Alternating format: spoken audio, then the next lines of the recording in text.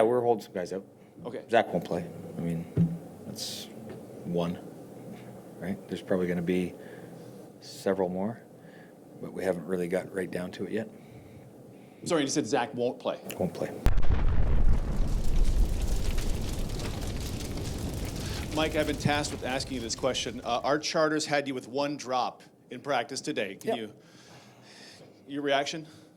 That was another first down waiting to happen. Once again, I'm not sure you guys know the full story, so you guys can assume whatever you want, but that wasn't just a drop. Yeah, I was already out of bounds. It was illegal participation. What can happen for guys between now and the end of the preseason game? Like, can things change drastically for a guy from now to cut down day? Yeah, absolutely. I mean, there's plays to be made. Go out and make plays, right? Go out and show us the brand of football that we want to play. So yeah, there's spots available and lots of competition, and it's pretty exciting. Do you go into the game, do the coaching staff go into the game going, oh, I really want to know how this guy is going to play out or this spot is going to play out? Are you excited for it and a sense of anticipation? Yeah, excited. Like I said, it's, you know, the chore for the coaches is to make sure they're keeping track of all the reps and making sure everybody gets enough reps to evaluate, you know.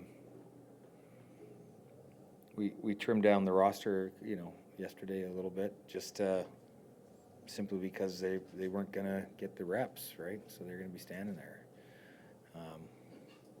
you know. But there's, once again, we're hoping for 100 reps on offense and 100 reps on defense. Make sure everybody gets a good look.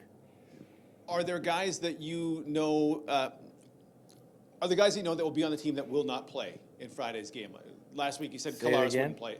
Say it again? Are there guys you know that'll be on the roster but won't play on Friday? Yeah, we're holding some guys out. Okay. Zach won't play. I mean, that's one, right? There's probably going to be several more, but we haven't really got right down to it yet. Sorry, you said Zach won't play. Won't play. Perfect. Number 10, Nick Demski, back out there today. Nice to Yeah, he was back out there. Yeah, running around. Yeah. How do you look?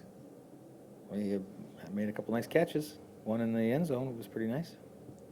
I know in the past you guys have really, you know, trusted guys that if even if they miss a large chunk of time that you still trust that they're good for games and whatnot. But in Nick's case, how important is it though that he'll at least get to knock off a little bit of rest, assumingly before? Yeah, I'm not sure it's important yet or not.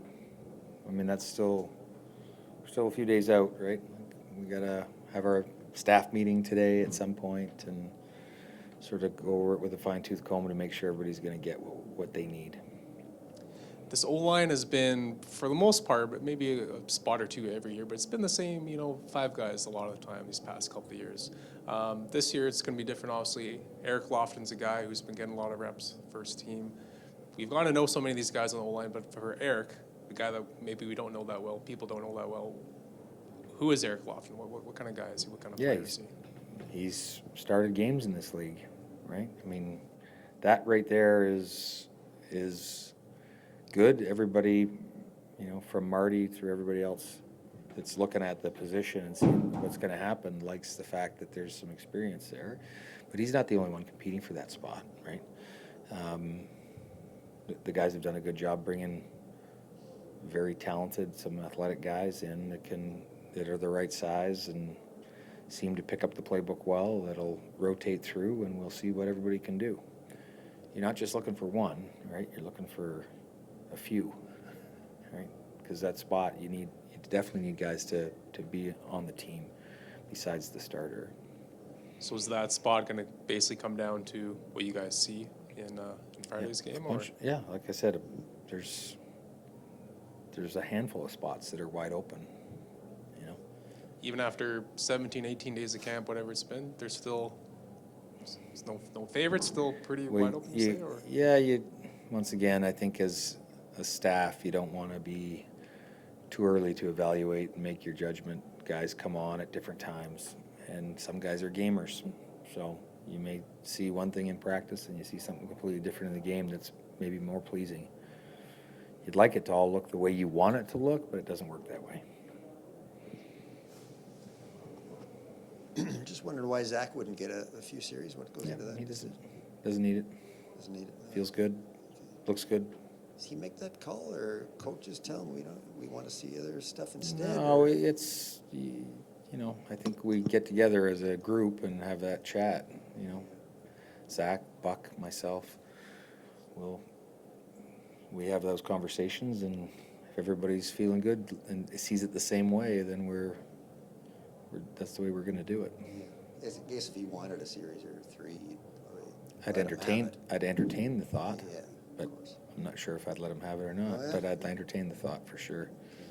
Is it because all the starters aren't there, we want to protect our most valuable asset? No, I think it really is every year with Zach or with certain guys. You ask them what they think they need, and then if there's a difference of opinion, you discuss why there might be.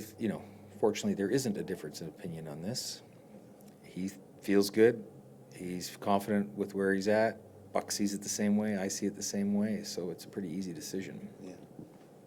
On Nick Demski, he's kind of almost the other 1,000-yard guy. There's Kenny and there's Dalton and then there's Nick. Talk a bit about his importance, both what we do see on the field and maybe what we don't see. Yeah, we use him in different ways. He's obviously extremely versatile. He can sort of work in and out of the backfield seamlessly. He's got the right build, the right understanding of the offense, protections. Obviously, I've always said he's an unbelievable athlete. So, and he just sort of can be used in a bunch of different ways. So sometimes when other guys are downfield, catching a football, he's in protecting, which doesn't allow him to catch it at that point. But that kind of versatility is key for our offense. Right.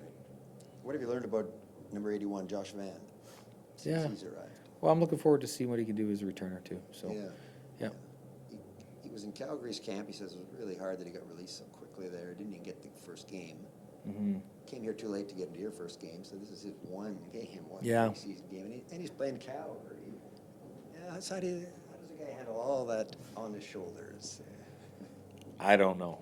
I imagine he'll handle it well. What do you look for out of a guy? I'm looking for a guy to just focus on what he needs to do for the Bombers and not what he thought he would have done for Calgary. Yeah.